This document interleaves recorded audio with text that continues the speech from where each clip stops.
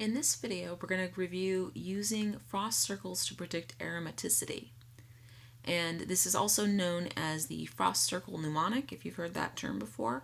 So this is how we can go through and we can use a frost circle to draw a molecular orbital diagram for a molecule and then determine if it is aromatic or anti-aromatic. So this is only going to work if we already have a system that is cyclic, planar, and the electrons are completely delocalized throughout the system. So you have to kind of follow items 1, 2, and 3. Okay, so first, and we're going to kind of walk through this idea, but you would draw a circle. This is not that hard. Well, maybe if you're trying to do it on a laptop like I am now. Then you're going to draw the ring inside the circle so that one point touches the bottom of the circle. And that is the ring in question. So for example, I'll draw a picture of benzene up here. You'll notice that benzene is going to have 6 points here. So what you're going to do is you're going to pick and you're going to draw this cyclic system in the circle so that way this bottom point touches the bottom of our circle. And I've got a kind of a crappy circle here, but we'll see what we can do.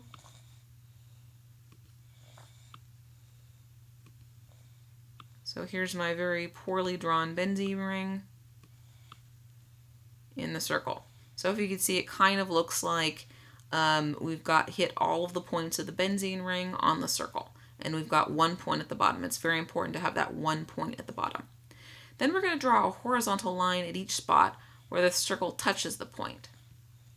And in this case, let's see if I can change pen colors here. Okay, so we're going to get a different pen color going here. And so we're going to draw a line here at the bottom, here on the right, and on the left. And these are supposed to be equal in height. Sorry, they probably don't look exactly equal. And then on the right, and then on the right, and then at the top. Okay, so these black lines are representing each of the energy levels of the molecular orbitals. And then we want to do a horizontal line through the center. You can kind of see I'm just going to draw a little dotted line here because that gives us our middle point. Okay, so this is our molecular diagram effectively. You can kind of think about, all right, we can come over here and we can add our energy line. And you can see that we can use step 5 to identify the bonding molecular orbitals. Bonding molecular orbitals are going to be below the line here. So these are our bonding, right? Yeah, bonding. I'll just put a B there. Those would be our pi molecular orbitals. And our anti-bonding would be above the line. So above the line over here, we're going to have our pi star. Anything that would fall on the midline, and we don't have any in this particular example, although we will look at some, but anything that falls on the midline would be considered to be non-bonding. Okay, so next we would add pi electrons starting at the bottom and we would fill up. And for the case of benzene, we have 6 pi electrons, so we would add 2 at the bottom, and then we have 1 here, 1 here, and then we go ahead and fill. So those are our 6 pi electrons. So we're filling all of the bonding molecular orbitals, and we're filling none of the anti-bonding molecular orbitals. So that would be 7. You'll see that we have an aromatic compound because all the bonding molecular orbitals are filled. So we're going to skip to the next slide and see what this looks like in a much prettier picture than the one that I drew. And you can see here's benzene with the point down. We've got a line for each point on that benzene ring. The bonding molecular orbitals are on the bottom, they are filled, and the anti-bonding molecular orbitals are on the top or above that midpoint, and they are all empty. So we can say that because the bonding orbitals are filled and we don't have electrons present in anti-bonding or non-bonding molecular orbitals, then that benzene is aromatic. Okay, so that's benzene.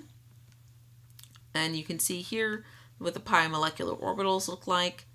In this bottom one, you'll notice that all of the p orbitals are going to kind of come together, right? We're getting constructive interference, and we're forming kind of this big electrons on the top, electrons at the bottom. As we go up in energy levels, right, we have to add a node. And so there are two types of ways to do this, and that's what each of the lines, right, the pi 2 and the pi 3 represent.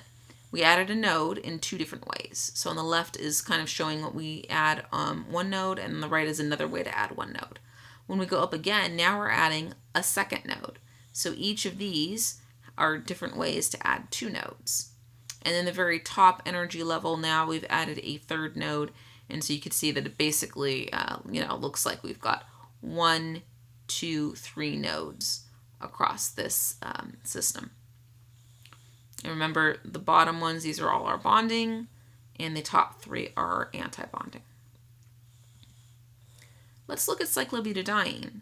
So cyclobutadiene, if you were to use the frost circle mnemonic, the picture of the circle is not here. Let's go ahead and draw in that circle. So you can see where we have the points of the circle touching the cyclobutadiene ring. So we have one at the bottom, we have 2 in the middle that are of equal height, and then we have 1 at the top. We have 4 pi electrons, and we're going to fill it the bottom up.